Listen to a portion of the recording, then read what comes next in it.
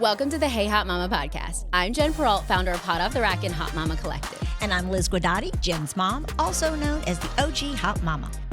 We're a mother-daughter duo having real conversations about motherhood, health, life, and finding more joy in the everyday moments. And Jenny is known for her positive outlook and daily gratitude practice. And together, we're here to share stories, perspective shifts, and plenty of laughs along the way. Because at the end of the day, we all deserve to feel like the hot mamas we truly are.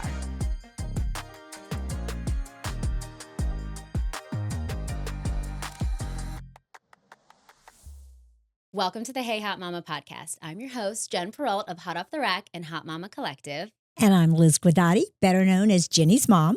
And please welcome Dr. Sara Reardon, a board-certified pelvic floor physical therapist. Some of you might know her on Instagram as the Vagina Whisperer. Thank you, Sara, for being here today. Where did Vagina Whisperer come from? My group of girlfriends. I am a pelvic floor physical therapist and had been practicing for a few years. And every summer, a group of us from college would get together and go swimming at a friend's house in Boston. And one summer, I ended up talking to all of the moms in a hot tub. Like, I wasn't hanging out with my group of like 20-something friends. It was their moms, and they were asking about their bladder problems. And they were like, oh my gosh, Sarah's like yes, this is the situation. And they said, oh my goodness, Sarah's like the Vagina Whisperer. And so when I started my Instagram account about 10 years ago, when I was pregnant with my second son, it was for that same group of girlfriends to share like pregnancy stretches and postpartum recovery tips. So I called it the Vagina Whisperer because that's what they called me. Yes, I think it's and perfect. that was when I started following Sara whenever I was pregnant with Beck. So my friend Jordan, who is really into any type of extra support.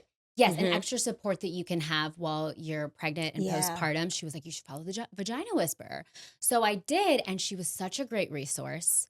I learned so much during that time, and I continued to use her even through my second pregnancy. And I will say, Sara, when I was pregnant, I did the least. So you were in New Orleans. No, I don't mean that in a bad way. I mean like you were in New Orleans, so I couldn't come all the way out there to you. I had to go like right where I could get there in like 5-10 minutes. Right, that's important. But I did get some pelvic floor therapy. Good. In my second pregnancy. I didn't learn about you until after right after I had Beck. It was actually like probably in the weeks leading to, and I was like getting anxious. And my friend was like, follow the Vagina Whisperer, and I did. But like at that point, it was also it was 2020. It was during COVID. Oh, you're right. So like, we weren't A really. lot was going on. Well, and there's just a lot going on in life. So, I mean, the whole reason I started that Instagram account was just so people knew what the resources were. Like, you can go see a pelvic floor therapist to help prepare for birth or for postpartum. There's so much you can do for your pelvic floor proactively and to help it if you're having issues. So that was really the whole goal. So I'm glad it's been helpful. Yes, Which really I have to crack was. up because I've never even heard of pelvic floor, She hasn't. Miss Just Liz. wait till you hear it. I look, she's calling me Miss Liz. But I don't want to jump too far ahead. We will get there 100%. Yes. So I just wanted to mention that I've been following Sara for about a little over 5 years now.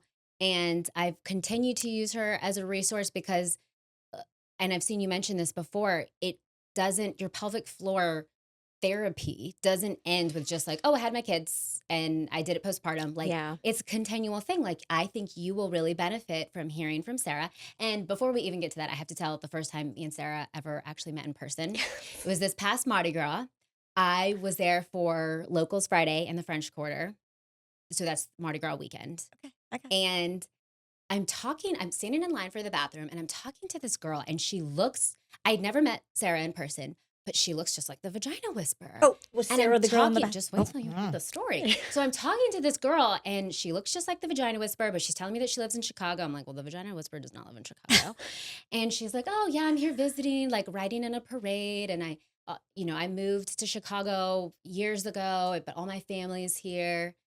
And she asked what I did. I actually didn't even say that I'm a content creator or anything like that. I was just like, oh yeah, like I'm here for Locals Friday, blah, blah, blah.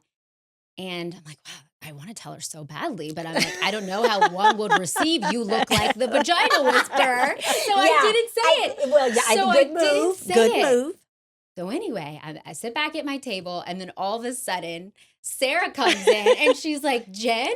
She was like, my sister just told me she met you. I was like, oh, She has a twin sister. Yes, there is I another do. vagina whisperer out there. There is. Well, she might just be a vagina, but not a vagina whisperer. Right, she's Right, a vagina whisperer. exactly. Yes. Oh, Anyway, it was wow. so funny. I was like, oh my gosh, I knew I wasn't crazy. Isn't that That funny? is- I knew I that wasn't is. crazy. I was like, this woman, like, I hope Sarah knows that there's somebody else out there Yeah, I know. Impersonating that her. looks like the vagina whisperer. Yeah, it was Wow. so crazy. Oh, well, that So you ride in, I actually ride in Cleopatra. oh, okay, Yes. Cleopatra, but you were just out there with your Yes, group of we had a girls. whole group of friends Okay. and we go every Friday. But she came out and she's like, okay, there's this really big influencer in there, Sarah. I was like, who? And she's like, her name's Jen from Hot Off the Rack. I was like, wait, she and I have been messaging for years. Yes, and so I yes. I was like, Jen? Oh, And it was so funny. She's wow. like, I loved was it. just talking to your sister and I thought it was you. It was so funny. So then That when we is. connected again, I was like, That listen, is. I'm about to That was start a meant to podcast. happen. And it's funny, years ago, I told her, when this podcast is a long time in the making. I tried to start it when I was in my third trimester with my second baby in 2022.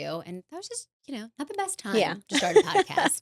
And I'm so glad to have you here today. And now we're getting to your question. Sarah, will you please tell us what exactly pelvic yeah. floor therapy is? Because I'm sure there are a lot of people like my mom who don't know that much about it. So tell us. Yeah. Absolutely. So your pelvic floor is a group of muscles that sit at the bottom of your pelvis. So if you can imagine, like you put your hands on your hips here, that's the top of your pelvic bones. If you sit up nice and tall, you're on your sit bones, that's the bottom of your pelvis.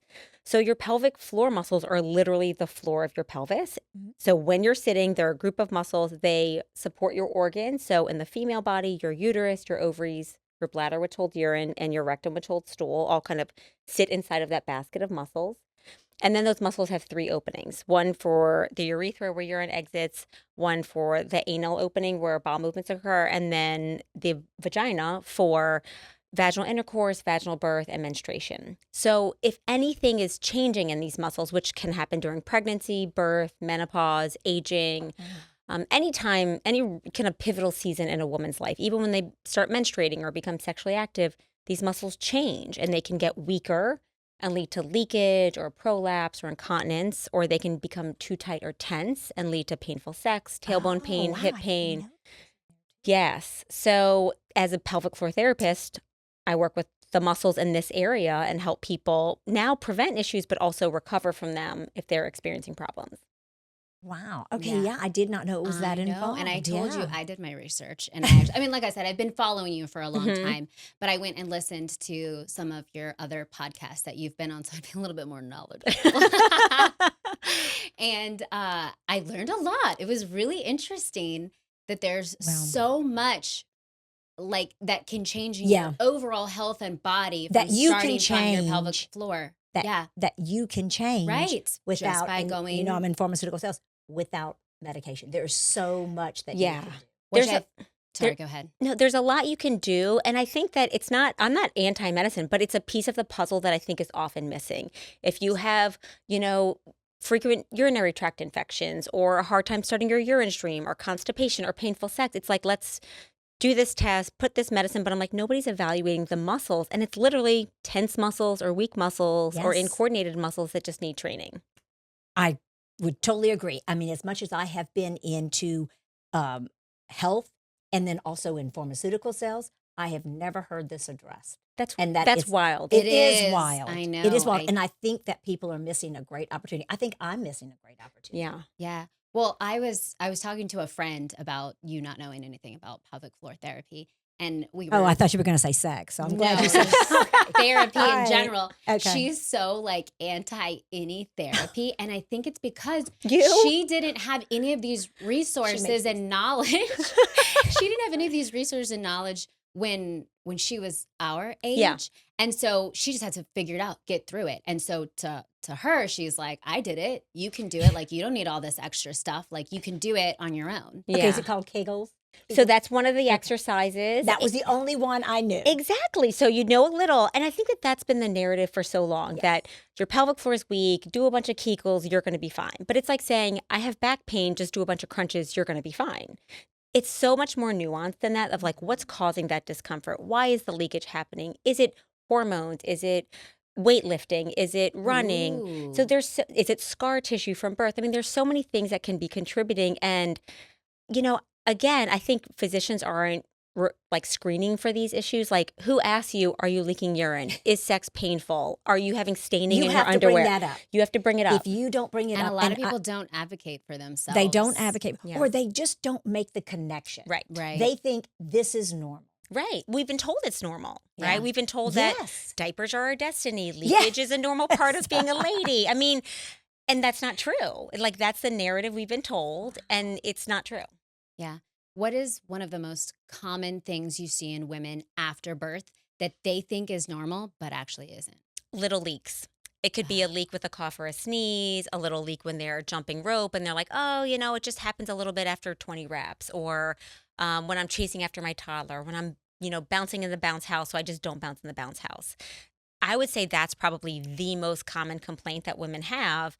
And the research is very clear. If you're experiencing urinary leakage at 3 months postpartum, you're likely still going to be having it at 1 year and then 5 years. Wow. I didn't even think about it like that. So it doesn't get better, because then we go on to have another baby, or our hormones are changing and we're in perimenopause. And so it's one of those things that therapy is a very clear and easy way to treat this, but yet we're told, like, oh, just give it another year, or you can deal with it after the second baby or something like that. And meanwhile, the problem never got fixed.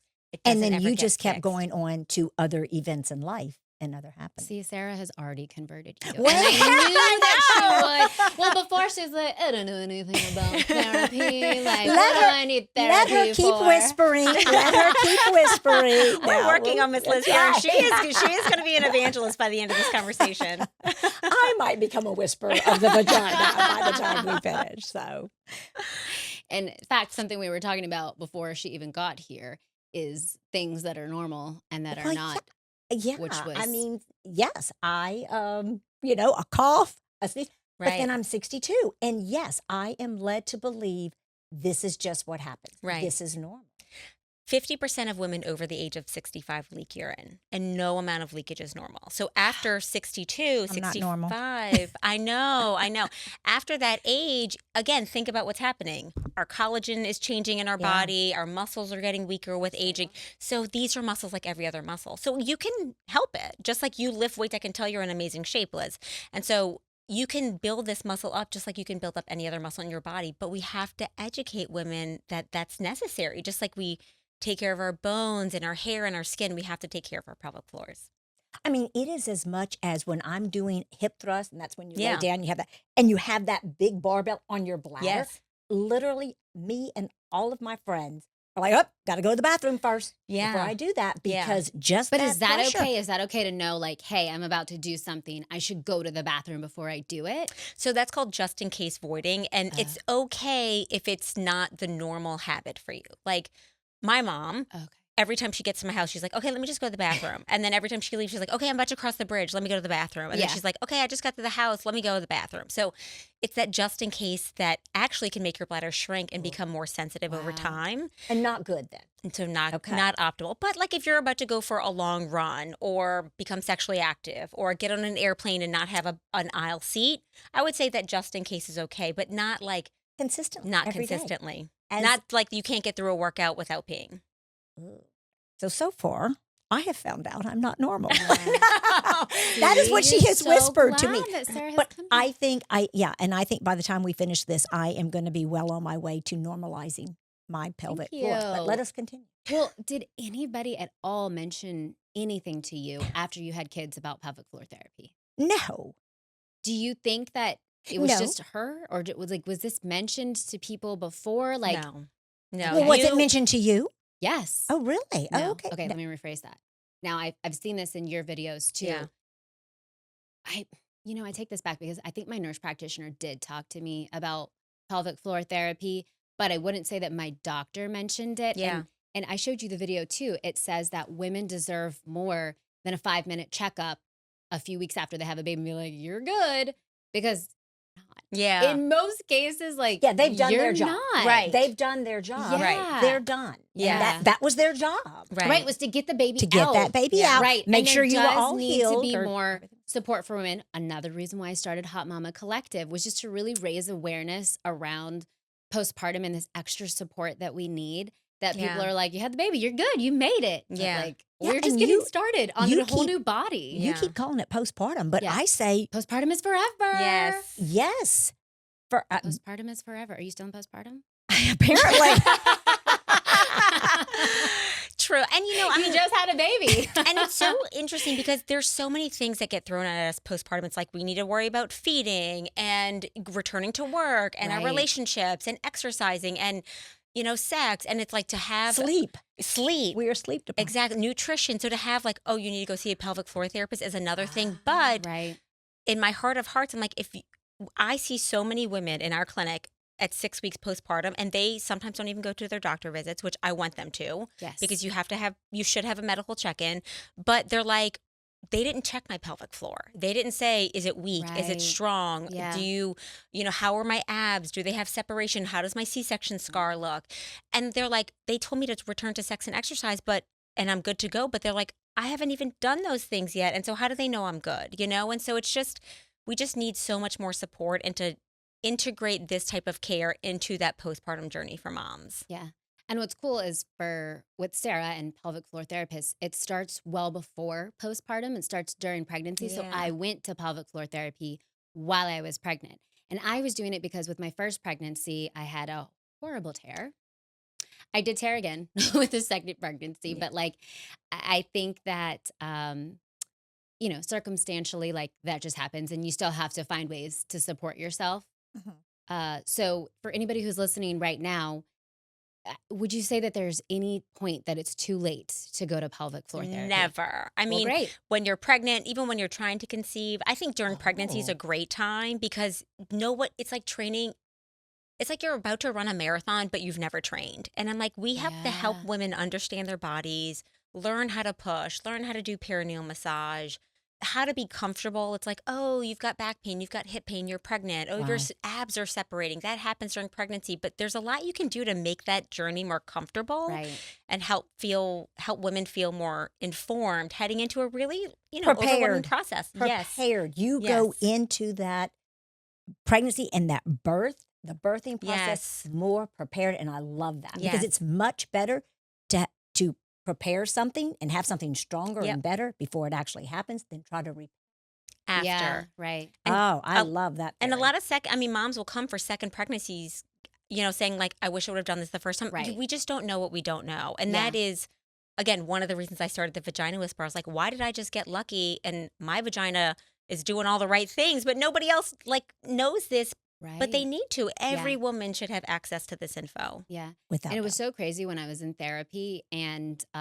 if you've never been to a pelvic floor therapy session, it is similar to that of a pap smear. Yeah. Not fully. not Similar-ish. fully. Really? Yes. Yes. And I did know because my friend told me what to expect. But what's so Okay, crazy? this is new No, news. listen. What's so crazy though is they read you. She could tell things about me that Almost like I Braille, had it. kind of. Kind of. What's going on? Vagina braille. No, it was do you know what I'm talking about though? She was like, oh, do you ever experience XYZ? And I'm like, how did you know that? And she's like, oh, well, because you XYZ when I do this. And I'm like, oh, well, yeah. How did you even know that? And she is helping inform you about your own body and why it is doing that Yeah. and what you can do to support it. Well, It's wild. They're kind of they might even be like vagina witches. Yeah. Wizards. That is much better. You're right. It is. Yeah. Sorry. Wizards. Wizards. No, I did not know it was that involved, Jenny. It's It's not always like that. There's workouts, there's Yeah. stretches, there's all kinds of things, but they are also really getting in there Yeah. to the root of the problem. Yeah. Through the vagina. Through the Well, vagina. What I like is the resources before anything happens and getting you stronger and more prepared. And it's Yeah. just kind of like Yeah. working out in our 30s and 40s for our 50s and 60s. Yes. and Yeah. so forth. I love It's that. same mentality. What do you think helped really evolve and change the conversation surrounding pelvic floor therapy and supporting women's health post-birth and pregnancy? Yeah, I think it was twofold, Jen. One is that we weren't having these conversations. Everything was just kind of hidden behind our closed doors of our bedrooms and in our homes. And Right. social media really changed that, where we started posting, and I can say it for myself, the real deal behind postpartum recovery. It's icing our vulvas. It's, our C-section scars healing. It's taking your first poop after birth. It's, so it's all of these, using the Perry bottle, and so it's all of these things that we were all doing behind closed doors, but now having a platform to say like, hey, this is what I'm doing. This is what every postpartum woman is doing. Right. This is the real deal. So kind of starting to have those conversations. But I also think it's women like yourselves starting to advocate for themselves and telling their friends, yes, hey, this is available. Why didn't anybody tell me about this? Going to their medical providers and saying, I want to go get this therapy. Like, why didn't I know about this? So it's like us as pelvic floor therapists sharing these tips and insights and information. And then also moms saying, I want this care going during pregnancy and after birth to get the support that they deserve. Yeah. And that's what's so powerful about this podcast. Like I told you, You an did. opportunity Yes, to share things with Yeah. other women that they may not know. And even like I would say a lot of women my age know it, but not yours. Like No, you they didn't. don't. And No. and she said it's We never just too said it's late. normal. And they're it's- not normal. It's never too late. But I also think it helps people feel less alone. Yes. When you're 100%. sharing these vulnerabilities about motherhood or postpartum recovery or pelvic floor problems, so many women are experiencing them, but we're not talking about them. So it just helps people feel less alone. Like, okay, I'm not the only one. I'm not, this is actually quite common. Right. And so it just really helps us feel like we're in this together and that there is a way to get better. Yes. And I think that's key because we know, so we've been told, this is normal. Right. But it's not. Right. It doesn't have to be. Right. It doesn't have to be. Or you can change it. You can. And speaking of talking about not having these types of conversations and people having to advocate for themselves, when it comes down to it, what is something that women ask you often that you get a lot that they're embarrassed about, but they shouldn't be embarrassed about this? I love when people ask me questions. I'm like, these four walls of my clinic are like the chamber of secrets. So Yeah. you just like, if you're not going to talk about it here, where are you going to talk about it? Yeah. I mean, I would say a lot of it has to do with sexual pain. So Mhm. discomfort during intercourse. Why is it hurting? Difficulty with orgasm. Some people were feeling, I've never been able to have an orgasm. Like, is something wrong with me? Or an orgasm hurts? Or I can only have an orgasm with clitoral stimulation instead of vaginal stimulation, which is very normal. 90% of orgasms happen that way. I think some other things are kind of more intimate issues like queefing, which is like a vaginal fart, sometimes leaking during an orgasm. Well, she just talks about everything, doesn't I she? know. I love it. I love Jonah's it. ears over there perked up. Let us continue. I thought we were just going post, You're right. But it's really, and I mean, even we've had older women who are postmenopausal.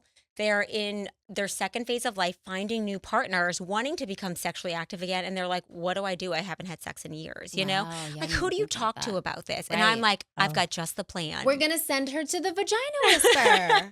Wow. You're really expanding a lot of usage here for the vagina. I mean, You're it's- expanding the vagina here. It's ribs to pelvic, ribs to knees is what we treat. But I love it. Like, I love when people feel comfortable talking to me about this because I talk about it all day, 40 hours a week. I'm like, this is all that I do. It's dinner table conversation for me. Your 11-year-old knows what a Tampax is. Yeah, exactly. And he's a boy. And he's a boy, exactly. So it's one of those things that I think I like being a resource for people and help and be like, oh, that's not weird at all. Like, let's chat about it because otherwise we're just going down rabbit holes on the internet. Normalizing conversations, Exactly. making it feel okay. They don't have to feel embarrassed to ask a question. Absolutely. Because wanting to be better and feel better shouldn't be embarrassing at all. It's a That's great way to good. put It it. shouldn't, but the That's thing that good. keeps coming back to me is that something can be done about this. Right. Yeah. Aren't you And so glad? This is your first step into therapy, Mom. it is. You went What? your whole Oh, life She's going without there. it. She's going like into vagina therapy. She's going to skip the talk Paul therapy. better watch out. My husband's going to be in for a surprise. Oh my God. Well, so what are 2 to 3 simple takeaways that women can start doing now to support their pelvic floor health? The first is learn how to pee properly. Oh, let's hear It it. is because it's I'm not something even we doing do. that. I've Right. actually listened to her talk about peeing, and it's weird that sometimes. I Okay, think so we're of you fixing to when I find out if we're pee. doing it right or not. A lot of people think about me when they're peeing, which is like, Okay, I'm so glad. Yes. Because I'm like, I wonder if she knows. I know now. She's whispering to you, Jen. She's Yes. whispering. Okay. But again, nobody teaches us this. So we talked a little bit about try to avoid the just in case pees. Okay, that's So one. only go when you have the urge to go. When you do go, sit down on the toilet. Don't hover. Unless it's really yucky. Like you're at the baseball park Okay. or, a porta potty during Mardi Gras or something. Yes. But otherwise, you should be sitting down because that helps your muscles fully relax. And the biggest is don't push when you pee. I think as moms, we are notorious for power peeing because we want to be efficient and get out of there and on to the next thing. Especially when your grandsons won't let you pee and you have to ask for permission. Exactly. No, that yes, I think that's a big one. Yeah. Guilty. Yes, you're not alone. And so I say sit down, lean forward, and just breathe. And your bladder is actually a muscle that will push the urine out for you so that you don't have to push. If you do push or strain, it weakens your pelvic floor muscles. It can stretch your pelvic ligaments, and then it can actually cause incomplete emptying because your muscles tighten up instead of relax. So just sit, chill, and pee. And do you think me starting this now, because I have not been doing that, at the age of 62, can still change things and improve? 100%. There's still hope for you. yeah. There's hope for my vagina. I know. I mean, we've had women come in their 80s and 90s, and they're like, I'm so glad that you're here. I mean, this body part is with us for the rest of our lives. Just you always have to use it. Yes. Yeah, hopefully you get to use it. Yeah. Relaxing when you go. Yes. Sitting, relaxing, and just breathing and not pushing. So I would Easy say enough. the second tip would be how you poop. So we're going to go there. I recommend that everyone puts a pooping stool underneath their feet. which you Love have squatty one. potty. Oh, I love Yeah. hearing that. She does. It's my housewarming gift for all of my friends. It's so great. My husband actually got it for us, I think in 2020. yeah. He got us a squatty potty. And at first I thought it was weird. My husband loves podcasts and loves self-help stuff, is always listening to things. So he learned it first. And then I actually saw you showing how to use it with her clothes on. With my clothes on. Sometimes I've done them before with my clothes off. Okay, well, and then I'm gonna. Oh, good. So that's good to know Yes. that we can also get a visual Yes. of you doing this, going to your Going to her Instagram. Instagram, Yeah. Vagina Whisperer. And so that helps prevent straining. Straining during bowel movements can weaken your pelvic floor more than running, coughing, lifting, jumping. Yeah, I can't believe you don't have a squatty potty. I Okay, love let us it. just let her whisper. Okay. I don't need your whisper. She's the whisperer. So that's the second thing. And then I would actually say the third thing is to exhale with exertion. And we don't talk about this one as much, but if you're lifting weights, instead of holding your breath while you lift, I would breathe out. When you're lifting your kids to put them into the car. Because she doesn't lift weights. So. I do. She lifts kids, which do. is like lifting weights. But when you lift something heavy, to not hold your breath, because that can put pressure towards your abdominals, which can lead to a hernia or diastasis recti. It puts pressure towards your pelvic floor, which can lead to weakness or prolapse. It can lead to a hernia. So, exhale with exertion, lifting your kids, pushing furniture, lifting weights. Just be thoughtful when you go to the gym next. Be like, am I holding my breath or am I exhaling? Yes, I will be. Yes.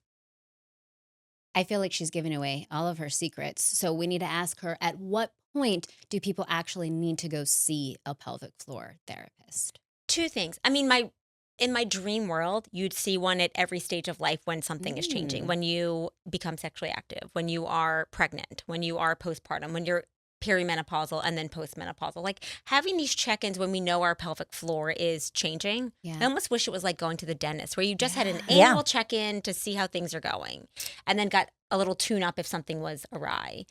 But I would say if you are experiencing these symptoms and like these home tips and tools, if you're experiencing these symptoms and the home tips and tools aren't working, then you should go. Like if you try all this and you're like, I'm still leaking, or sex is still painful, or I'm still straining with bowel movements or they're painful, go see an in-person therapist if you have access to one. You can also do telehealth. I have an app called the Vhive where you can do a ton of things at home. Right. Yes. Yes. I know, I love it. But I think that nothing beats in-person care, but there's a lot of ways to access this care. If It's better than not. It's better than not, exactly. Well, I love all of those answers. But we still have even more questions because I did let our listeners ask some questions. And I just took a few because there was a lot of questions. And some, and you mentioned this earlier that you see a benefit in going to pelvic floor therapy while you're trying to conceive. Yeah. Elaborate on that. Yes. So your pelvic floor is going to go through a dramatic change during pregnancy. We talked about this hammock of your as your pelvic floor that is supporting a growing baby during pregnancy. And if you think about in the beginning of pregnancy, your baby's the size of a blueberry or then a lemon, then a papaya. Towards the end of pregnancy, the little baby is the size of a watermelon. You got a baby. Exactly. So that hammock of pelvic floor muscles is supporting a watermelon, which is going to make it sink down lower, get stretched out, get weaker. So if you're able to see a therapist to say, like, how is my pelvic floor right now? Is it tight and tense and I need to work on relaxation? Can you teach me how to do pelvic floor contractions or Kegel so that when I am pregnant, I know what to do before this is changing?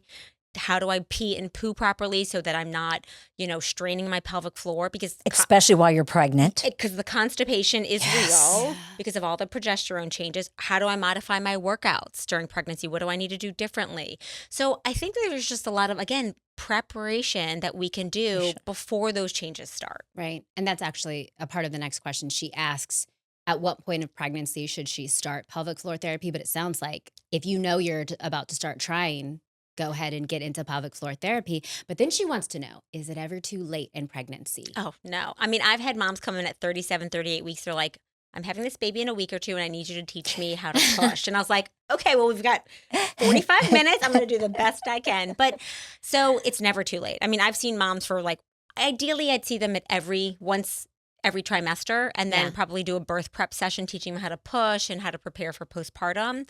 But there's a lot of information you can even get just in, one session of just not even just pushing and labor, but even postpartum recovery. Like, again, your first bowel movement, scar care, how do I pick up the baby without straining my abs or my pelvic floor? I mean, there's so many tips and tools that we can give you that unfortunately you're not getting from kind of those sessions with the doctor. Isn't it so crazy that there's so much more support and help that we could have? Unbelievable. That's not discussed enough.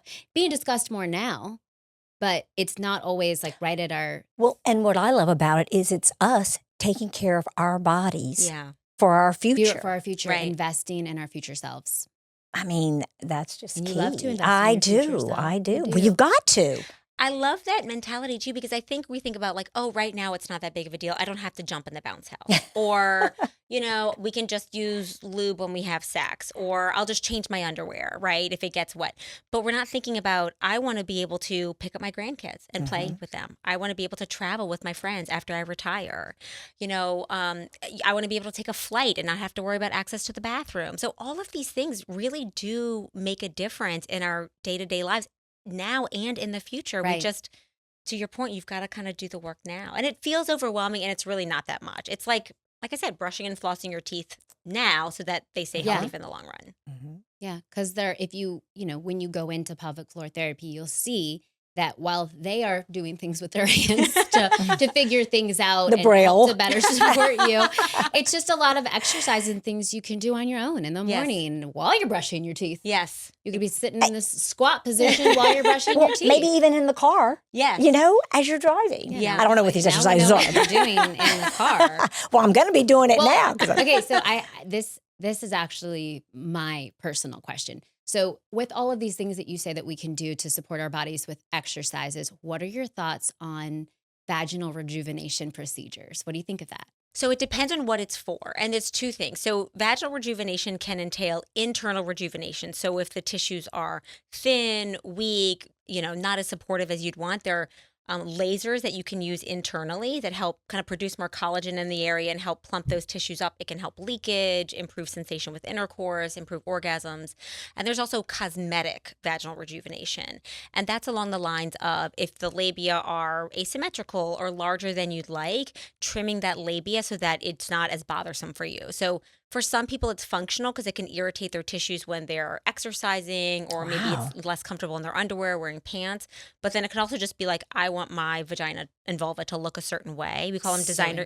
We call them designer vaginas. But I will say there are a lot of nerves in this area. So there are some folks who can get this done. You should absolutely go to a surgeon who only does this procedure because it's, if they're doing a bunch of other cosmetic stuff and every once in a while they do a vulvar, we call it a vulvoplasty or a vaginoplasty, I would want somebody who just specializes in this. Because like you said, there's a lot of nerves and there's a lot of There's a lot things yes, going on. Yes. And so I think if it's for cosmetic, it's just like getting any other cosmetic procedure. It's really up to you. Yeah. But then I think if it's more for function like intercourse, sex, leakage, those things can be a boost to help pelvic floor function, but they're short term. You either have to keep doing them, like the laser treatments or injections, or they can kind of help boost symptoms, but you've still got to do the exercise long term. Oh, okay. It's just like it's like anything. Yeah, no, it's that like makes those sense. little stim units they used to show to put on your abs or your muscles. Like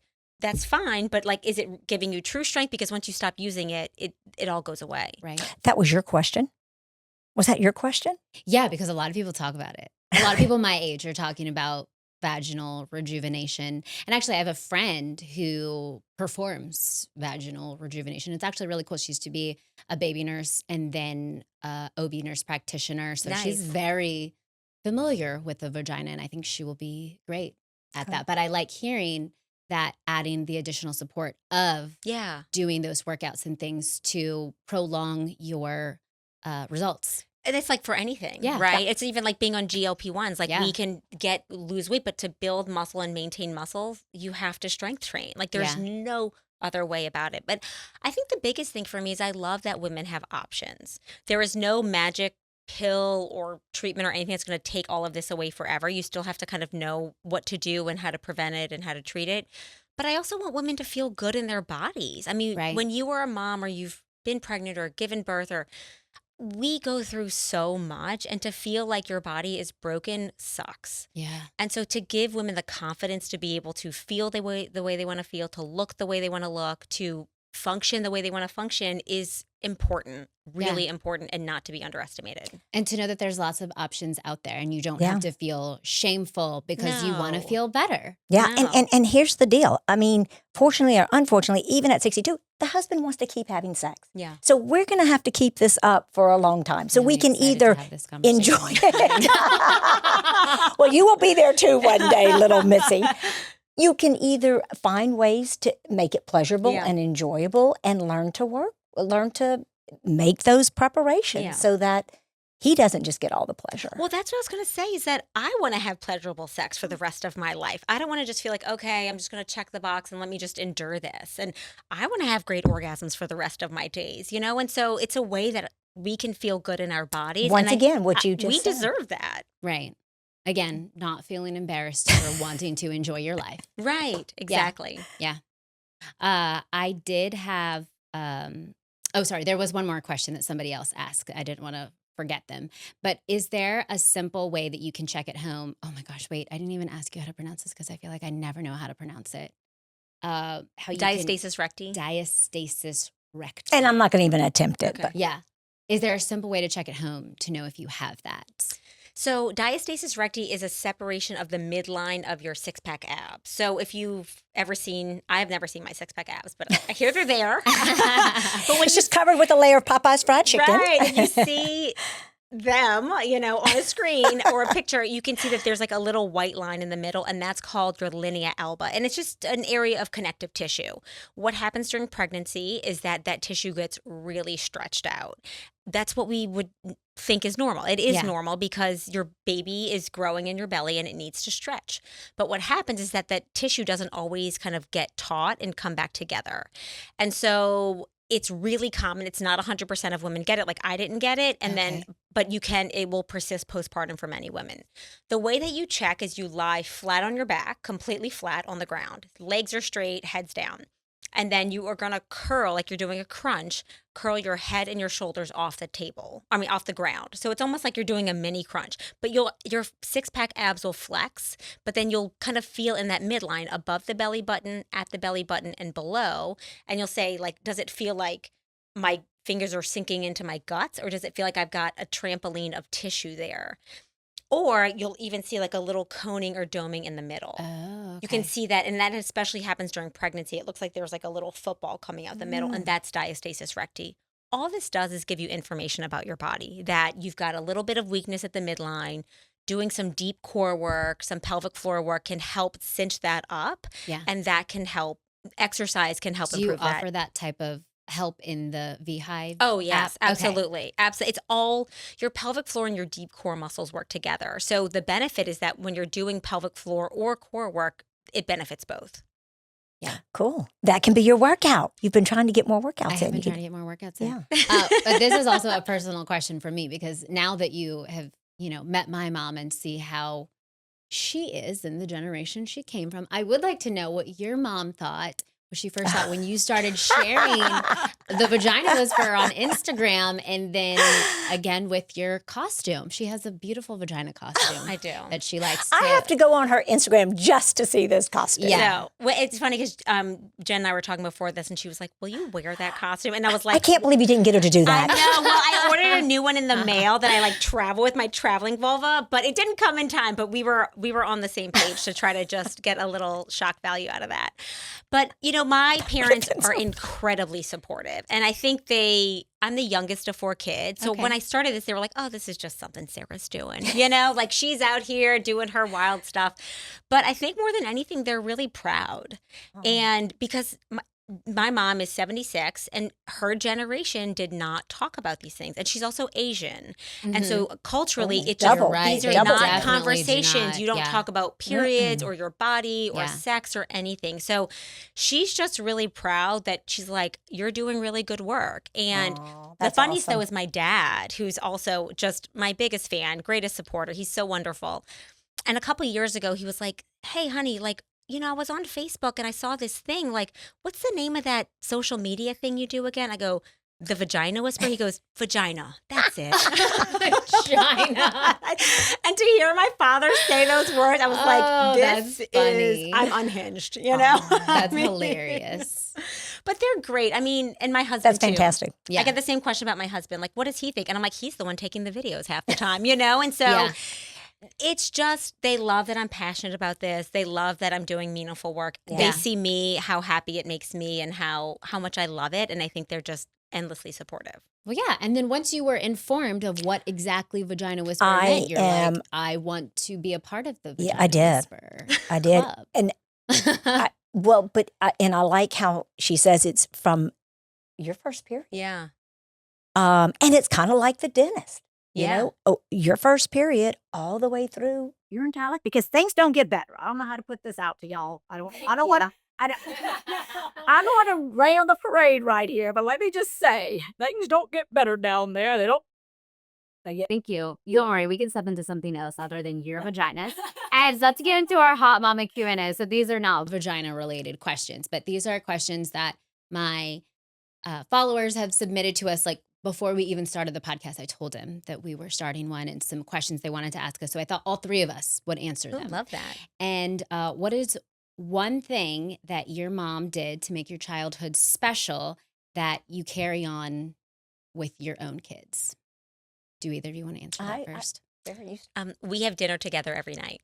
Aww. When I was growing up, my mom cooked every night. We just had dinner at the table. And if you were home, you ate. If you didn't, but you didn't sit in front of the TV. We didn't go get it all this different times. Like, we sat down for a family meal if you were home. And I do that with my boys. Like, even if my husband's traveling or if there's just 2 of us, I mean, we will sit from one another and and sometimes we have something to talk about, sometimes not. But it's a consistent practice in our house.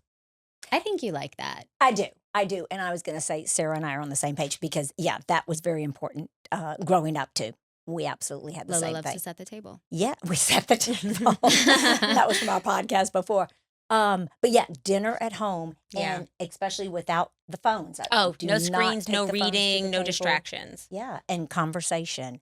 And I think we did that growing up, too. But I will add one more thing. When we were growing up and we had our birthdays, the next morning when we got up to go to school, we could have a piece of birthday cake. Did you do that for breakfast? Did you do that for us? No, I don't. No, I didn't want you. I didn't want you eating cake in the morning. We were talking about things that your mom did for you that I do for y'all. Me. Oh, sorry. Yeah, I'd like great for my childhood. I'd like to. But then she became a dietitian. I will apologize for that. How about, I've got another birthday this year. You can bring me birthday cake on the morning. Hey, I will eat it with you. Let's do it. I'll say something that I think you did for me that I do with my kids is you're really silly and you make up songs and you're just, playful. Yes. And I'll do that with them because it makes them so happy. And you still do that with them too. So I try to be silly. And I would have to say Lolo was very playful with us too. So yeah, I don't see Lolo as very silly, but she's not silly to me. she did musical chairs with. Okay, your son. fine. Okay. You're right. Fine. Okay, yes, she did. Ooh, this is a good one. What's something you've never told your mom that you did, or something that's happened to you that you never told your mom? Oh, can you go first? I'm gonna need a second to think about this one. All right. I will go first. And that is, I actually, when I was in college, had a boyfriend, an ex-boyfriend, hit me and give me a black eye. And that is something I never told my mom. And there was a couple of things here. We She's had gonna broken find out up. now. What? She's gonna find out now on the podcast. Well, that's okay. She won't watch it. And then, Okay, and you're then right. she's Keep going. 92. She won't Keep remember. going. Keep going. But we were at a going out with a bunch of friends. He wanted to get back together, and I had told him no, and he just hauled off and punched me. And immediately, I was very embarrassed, and I was ashamed, and I didn't want anybody to know. Now, my group of friends knew because they were all there with me, and they immediately pulled him away, surrounded me. So a few things with this, and one is I didn't want to tell my mom because I didn't want that to hurt her. I didn't want her to feel bad. And in my mind, that's how I thought she would feel. And then two, with my friends there, the support of my friends was everything because they saw what happened. And I would have been embarrassed to get back with him again, knowing that my friends knew that he did that to me. So the support of the friends was very important.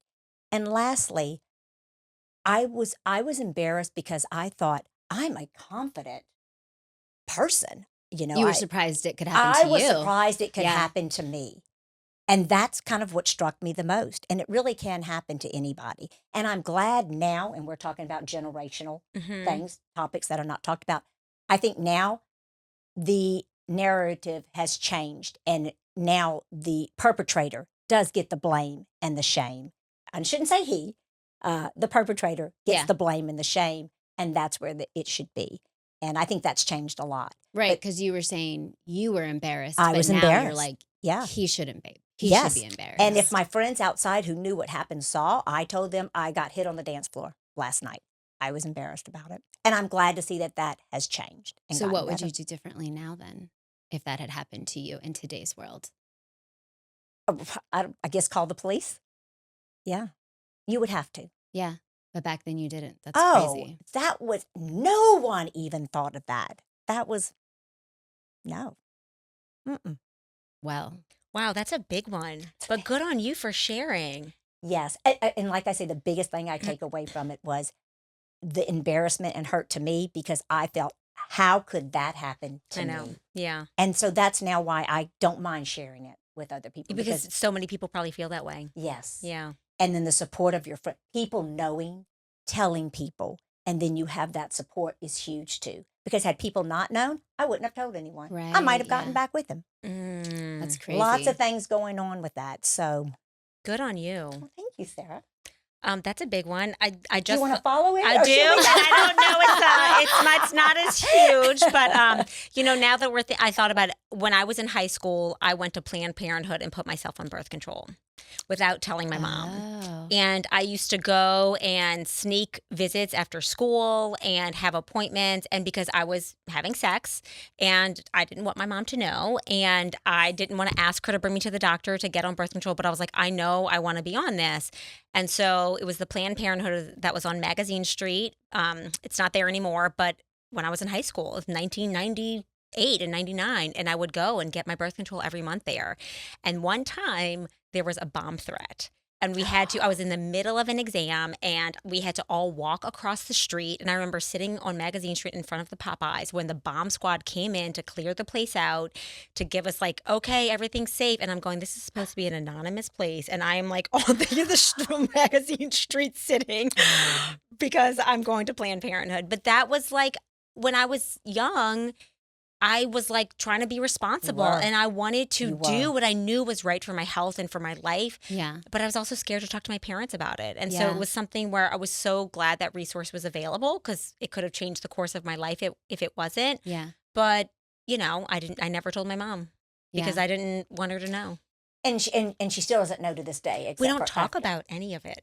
Yeah. Which actually I had like I told you, I had the birds and the bees Yeah. come on and talk to me about keeping that line of communication open with your kids, Yes. because it was from your generation that they did not speak about that type of stuff. Or if they did, it was just this one time. It was this one-time conversation. And so you would go to other people or like other facilities Yeah. to seek help or information versus feeling comfortable enough to go to your But I mom. have a question for you, Sarah. Did a friend tell you about it? How did you find out about Planned Parenthood and feel that you could go without a parent? I mean, Yeah. that was pretty big.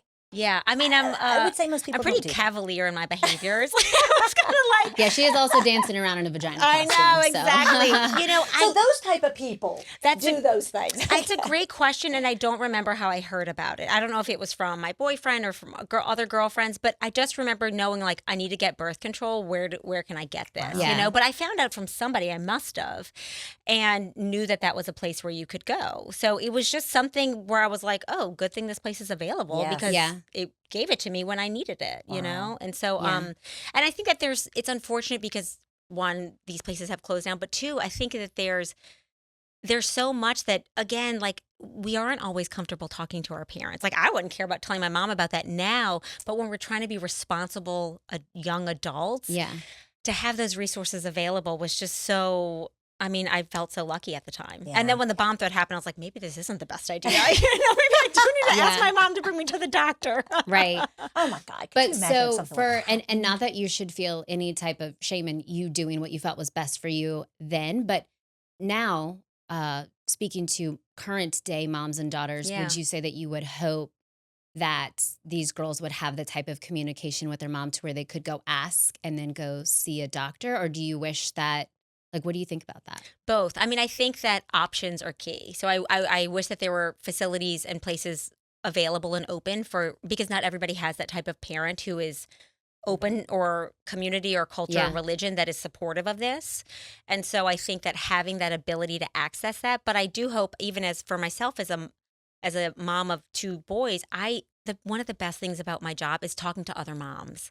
Yeah. And I'm like, how do you talk to your sons about sex? Do you know, what do you do? How old should I be thinking about this for them? And I learned so much from them. And so for me, I mean, I had to just explain to my boys the other day, like, what sex is, like the details of sex at 9 and 11. Yeah. Because if they're not hearing it from me, they're going to hear it from somebody else, or Right. they're going to see it somewhere. Right.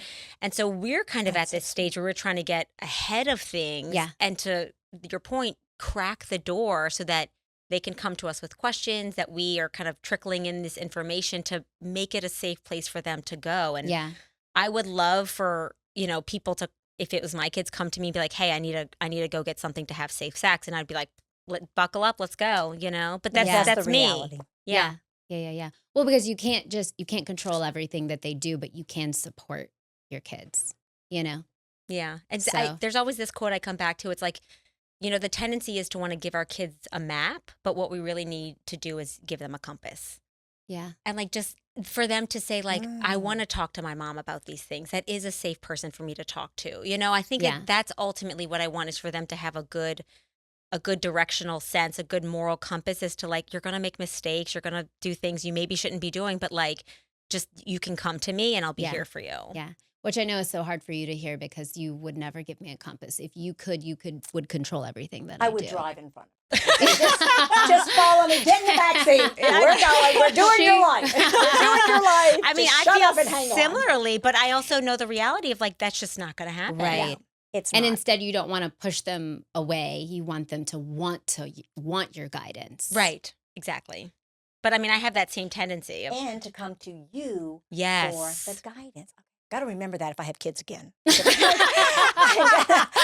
what I'm time. That's what I'm going to do. I've got it now. I've got it, Sarah. I'm going to have a better Vagina pelvic whisperer. floor. And crack the door. And I'm going to raise my kids better. All right. I'm learning a lot. Yeah. Well, I think we all learned a lot from Oh, Sarah today. but So, Sarah, we did learn, please but wait, tell our. hold up. Oh, what is it? Because I have not heard your. Oh, yeah. Well, my mom is in the room. And you know what? It doesn't even matter because she read my diary. And, So she already knows everything that I did. well, you shouldn't have What do you left have to say about that? the- Sarah well- is very disappointed in you to hear this. I have the desire to do that, though. Don't put it You past me. can't I act on want to your do that. desires. Here's the thing. She left it in plain sight underneath her mattress. I mean, it was right there. I mean, come on. She begged me. But I did do it. And this might be another thing I get canceled for. Throw it in the You've box. been canceled since the I last have been episode. canceled. So I don't even know what I have to say to that. I don't have much to say to that at this point. We could move on.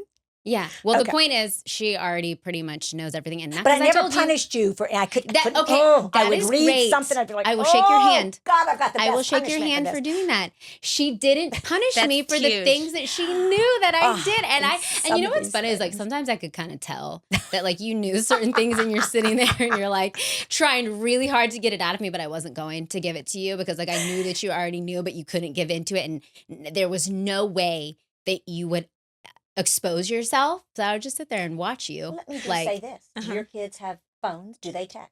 They do. Do you read their text? I do. Hello. they're Hi. 9 and 11. Diary right there. I know. It's There we true. go. I do. And sometimes I forget to, but I Validate. do. Sometimes I forget. I to. just did it this morning. I think I haven't checked those texts in a while. Those little chats. But it's funny because I told my older son, I said, you should start writing down things like, you're always thinking about when you have boys, like, how can we get them to express their feelings? So I said, you could Oh, write down in yeah. a journal. He's like, why? I'll just read it. And I was like, I promise I'll try not to. I promise I'll try not to. It's like, so I'm with you. I'm kind of a control freak, but in my heart of hearts, I don't want to be. Yeah, they are our most precious gifts, and I just wanted to make sure that I'm not missing anything. And You didn't miss anything. You I clearly wrote it did. all and the details. you did do a great job. You clearly did an outstanding job, though, because y'all have a great relationship and you raised an amazing daughter. So Well, we you're very talked about how there might be boundaries, but we step over them. So it's the acknowledgement. Yeah. Reposition the boundary. Like, oh, well, Yeah. that's in the way. There's nothing to do. So let me just scoot I it. love that. I love that. Yes. Well, the Vagina Whisperer has whispered a lot to us today. She has. We are so grateful. And please tell our listeners where they can find you. Where can they Yes. find you? So as you mentioned, I'm on social media. On Instagram, I'm the Vagina Whisperer. It's the.vagina.whisper. And on TikTok, I'm the Vag Whisperer because TikTok doesn't like the word vagina. Ah, yes. But my website's is thevaginawhisper.com, where you can find out about my app called the VHive, which everybody can access. And we're going to create a special code for your listeners to access it free for a month. exciting. Wow. She's Longer- going to be the first one to use it. Yeah, I know. You got to show me how to do all that. I know. That's true. That's true. And then I have a book out called Floored, A Woman's Guide to Pelvic Floor Health at Every Age and Stage, which came out in 2025. Wow, And congratulations. Thank you. It was- on being an author. it was amazing. It was such a labor of love, but it's so awesome to hear so many women just feeling like they better understand their bodies. And they're like, I want to give this to my daughters or Yeah. my daughters-in-law or my mom. So I love that. And you can find that wherever you buy I've already got books. 2 people. It's not you. I've already got 2 people Great. I want to give it to. Great. Well, thank you so much again. And as she mentioned, you can follow her on Instagram at the Vagina Whisperer. And I do have a little gift for you that I'll give you after. But to all of our listeners, thanks for hanging out with us today. And remember that so much of the joy you experience in life is the joy you choose to see or that is whispered to you from the Vagina Whisperer. So get out there, soak up those moments, and keep showing up as the hot mamas you truly are. Thanks for listening.